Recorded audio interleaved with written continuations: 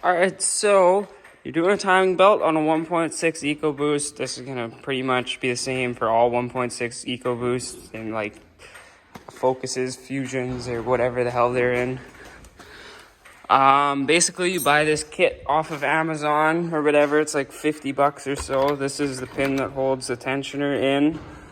These are camshaft stops, so if you want to take the valve cover off and put this in, like if you got to replace the variable valve timing solenoid things or whatever they're called, these guys, if these are bad and they're rattling and you got to replace them and you don't want to lose time, you basically got to take your valve cover off, put those in there.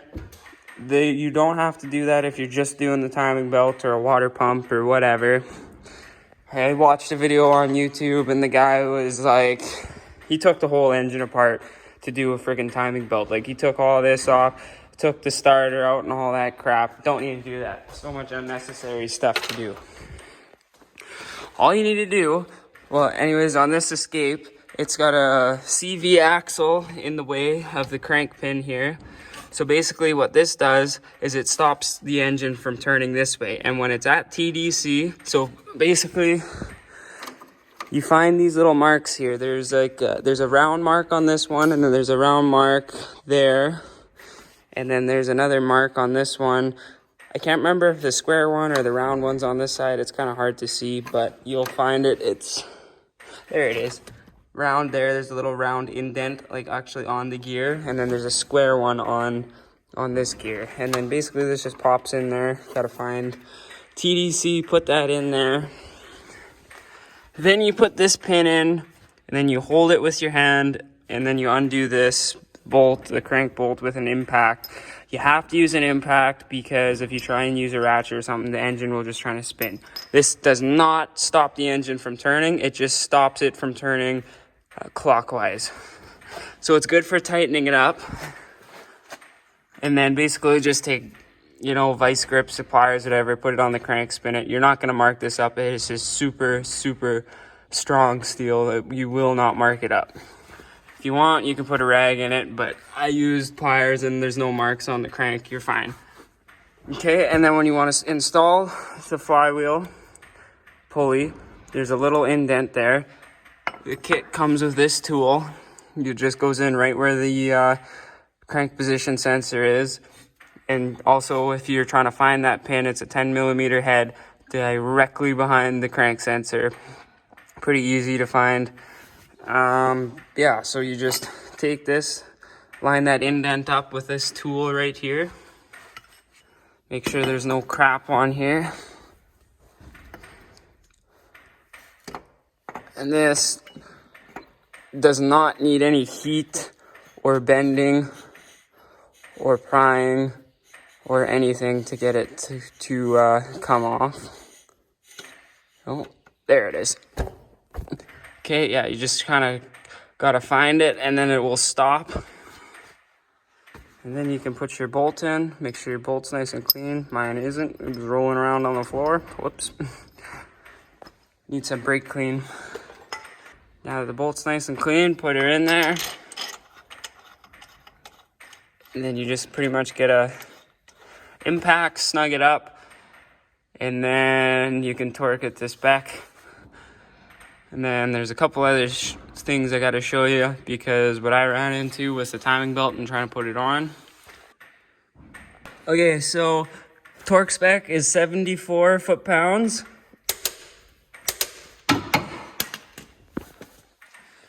Then 90 degrees, so that would be, tighten it half a turn, or sorry, no, not half a turn.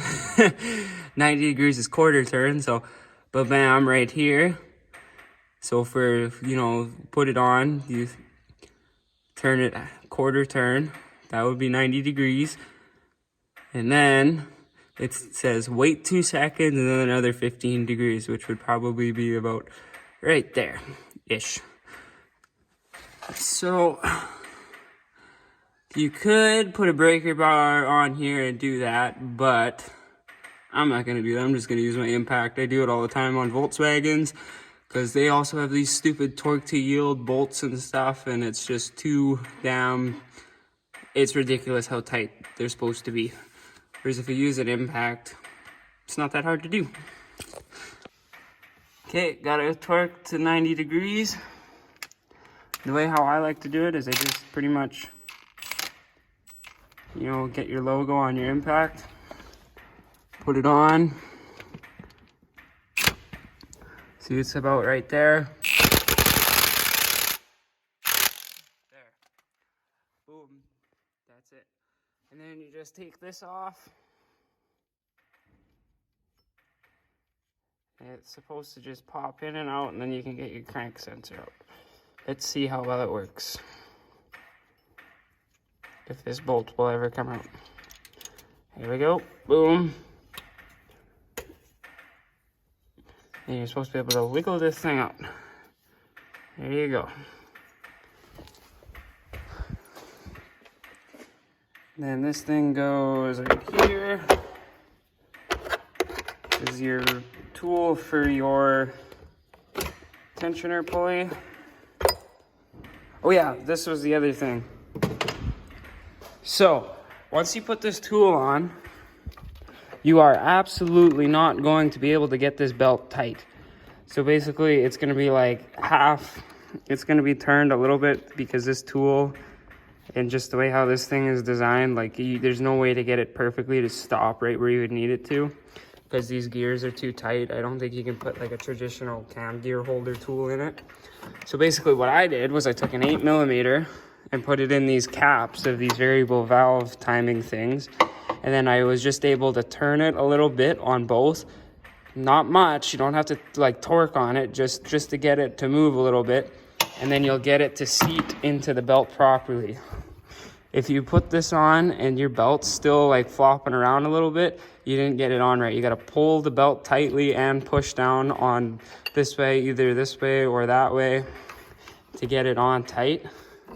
And that's what worked for me because I was screwing around and I could not get the belt to go on to over that tensioner.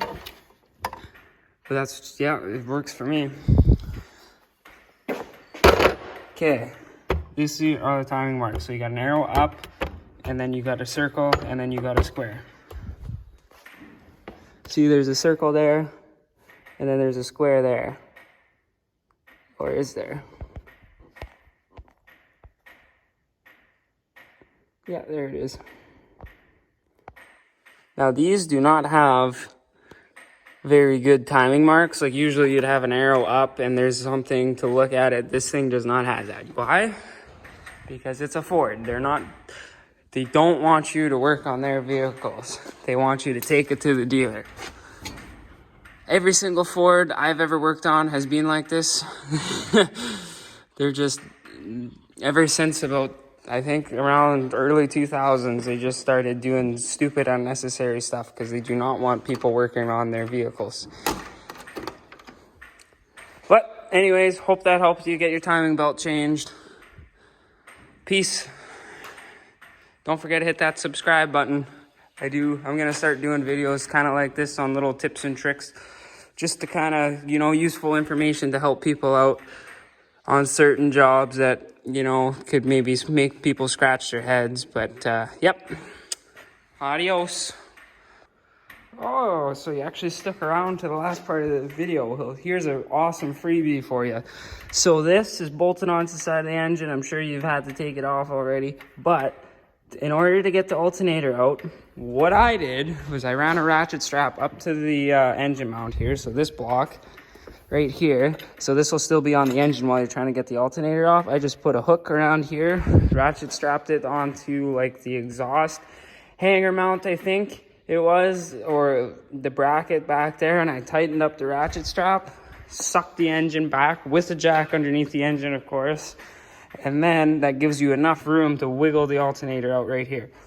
But be careful you don't break this plug, because that was what was getting hung up on me. And then that saves you a bunch of hassle of, probably Ford wants you to take this whole bar out and able to take the alternator out is my guess, but you don't need to do that. Just suck the engine back with the ratchet strap. There's your freebie tip. See you later. And to prove to you I'm not full of shit, it runs. And there's also cats in the car. Not ideal.